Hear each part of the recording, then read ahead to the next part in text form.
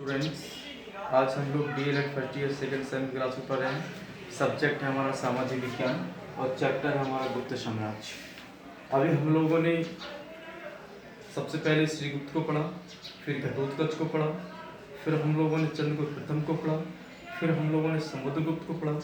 आज हम लोग पढ़ रहे हैं चंद्रगुप्त द्वितीय को पढ़ रहे हैं।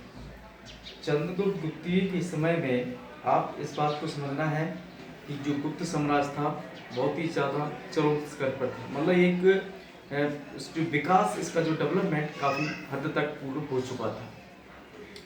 लेकिन इस बात को भी हम लोगों को समझना है कि इसके दरबार में कालिदास और अमर सिंह ये दोनों संस्कृत के महान विद्वान रहा करते थे।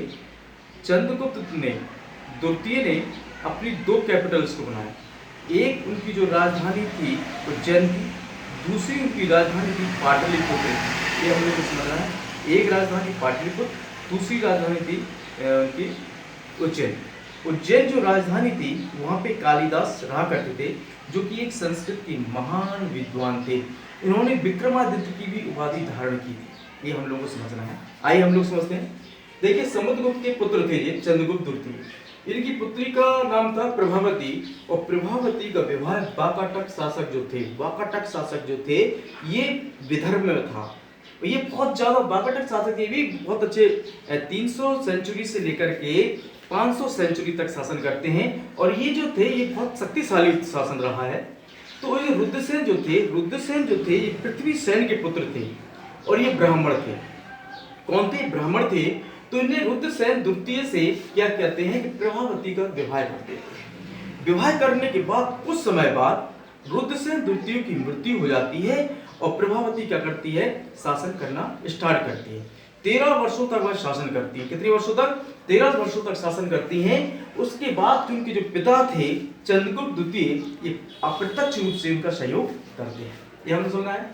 अब देखते हैं हम लोग गुजरात प्रभुत्व स्थापित कर लिया, और 400 साल पुराने जो शक व छत्रपति थे उनको भी हरा दिया। किसने? चंद्रगुप्त द्वितीय ने।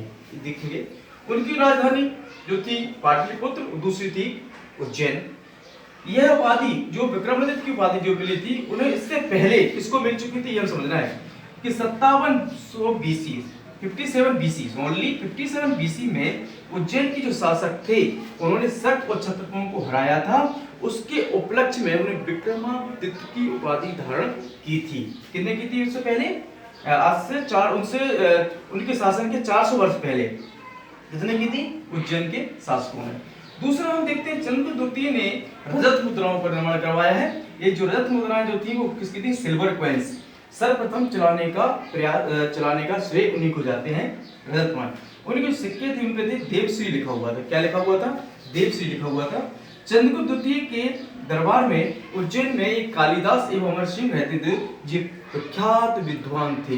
इनकी जो नाटक है मालविका अग्निमित्रम, दूसरा है विक्रमो वैशाल्यम, और तीसरा है अभिज्ञान शाकुंतलम।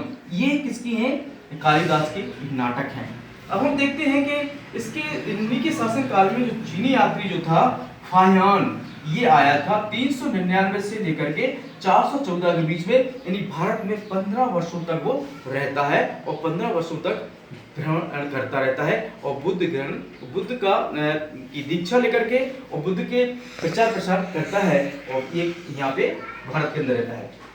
दूसरा हम लोग देखते हैं जो मेहरौली लोह स्तंभ है, मेहरौली लोह स्तंभ ये कहाँ पे है? दिल्ली में है, और कुतुब मीनार के पास आज भी लगा हुआ है। आज से ये 1600 वर्ष पुराना है। आज से 1600 वर्ष पुराना है। आप इस बात की कल्पना करेंगे, ना तो इसमें जंग लगी हुई है ना कुछ लगी। एक लोहे स्तंभ पे क्या है कि संस्कृत भाषा में इस पे लिखा हुआ है चंद्र नामक लिखा है, चंद्र नामक। तो चंद्र नामक की जो पहचान हुई है वो विक्रमादित्य के नाम से पहचाना गया है। किसके नाम से पहचाना गया है? विक्रमादित्य के नाम से पहचाना गया है, और इसको हम गरुड़ स्तंभ भी कहलाता है। ये क्या कहलाता है? गरुड़ स्तंभ भी कहलाता है। इस प्रकार से चंद्रगुप्त द्वितीय का शासन जो रहा है ये काफी गुप्त साम्राज्य के लिए काफी शक्तिशाली रहा है। आज जो हम लोग पढ़ेंगे कुमारगुप्त प्रथम के बारे में पढ़ेंगे। यानी चंद्रगुप्त द्वितीय को जो लड़का था कुमारगुप्त प्रथम, उसके शासन के बारे में हम लोग कल पढ़ेंगे। आज की क्लास यहीं खत्म होती है। Thank you very much.